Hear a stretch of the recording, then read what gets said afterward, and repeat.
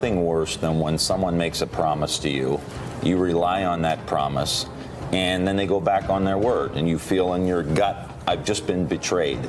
People in Youngstown feel betrayed because President Trump was saying, I'm going to cut your taxes during the campaign.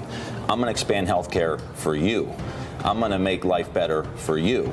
And everything he's done in the last year has either thrown someone off of health care or taken care of the wealthiest people in the country. Welcome back to Harbor. That was Ohio Democratic Congressman Tim Ryan warning Republicans that their voters will feel betrayed if they pass this tax bill.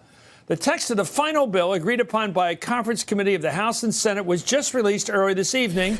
And according to NBC News, the bill contains temporary tax breaks for individuals, with the biggest gains concentrated at the top, along with more modest benefits for lower-income people. It also eliminates Obamacare's individual mandate, a big death throw at the health care bill, I think. Anyway, Republicans say that with this bill, the typical family in this country of four, earning the median family income of $73,000 a year, will receive a tax cut of a little over $2,000 per family. As of now, the bill looks like it's going to pass, with Senator Bob Corker of Tennessee and Senator Marco Rubio of Florida both changing their no votes to a yes. They're all in line now. Corker, who had previously voted no on the original Senate bill since it adds to the deficit, released a statement today saying this bill is far from perfect, but after great thought and consideration, I believe that this once-in-a-generation opportunity to make businesses domestically more productive and internationally more competitive is one we should not miss. The House plans to vote on the bill Tuesday, with the Senate voting after the House. Though Democrats were part of the conference to decide this, they say that they didn't have much of a voice. Senator Ron Wyden of Oregon called the process a sham. Let's watch him. This whole process has been a sham. The fact is, this is a historically unpopular giveaway to the multinational corporations at the expense of the middle class. And the Republicans know that if there's any real sunlight on this bill's going to dry up. And that's why they're moving with the speed of light. But I'm telling you, this debate is far from over.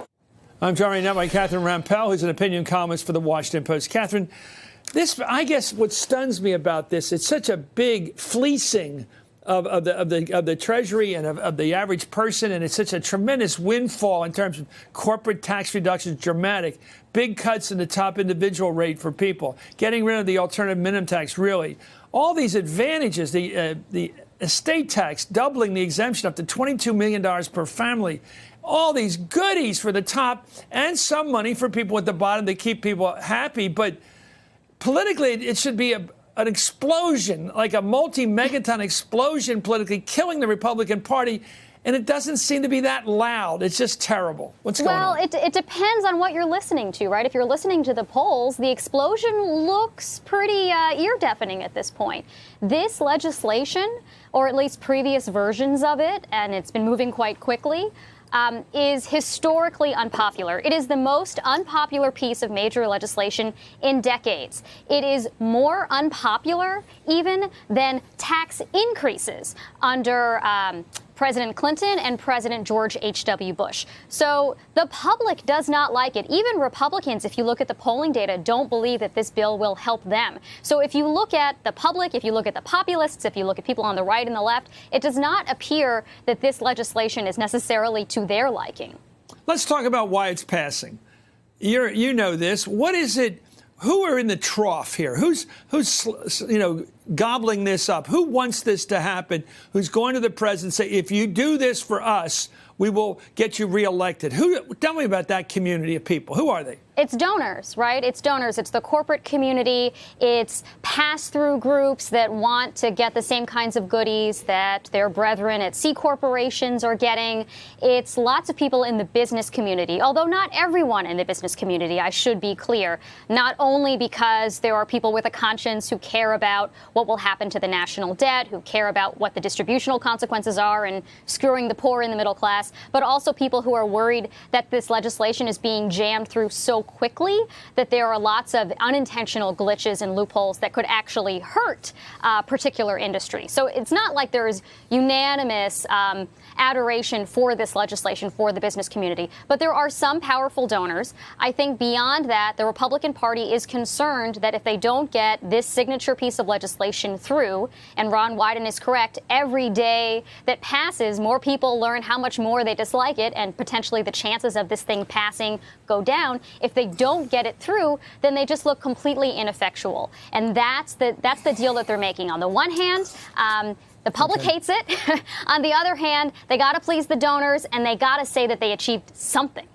Well, let me tell you what I think is the big casino part of this. Despite the sleaze of it and the inequality of it and the undemocratic nature of it and the awfulness of it, there's one big gamble here.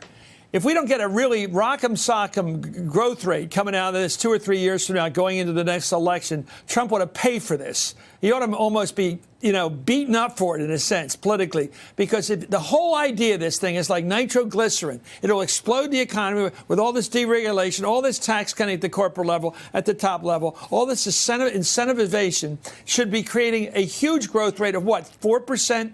What does he have to get to be able to say, I did the right thing? Well, he is claiming not only that there will be growth in the near term, additional growth in the near term, but in the long term as well. And actually, economists do generally believe that this will be stimulative, that this will improve growth rates in the near term because you're pumping a lot of additional money into the economy effectively. The bigger question, the bigger test for Trump, and that history will judge him by, is what are the consequences in the longer term? And basically no reputable economist anywhere, from the Fed, from the Tax Policy Center, from the Tax Foundation, which is right-leaning, believes that this will generate nearly the amount of rocket fuel that the Trump administration and Republicans on the Hill claim that it will in the long term.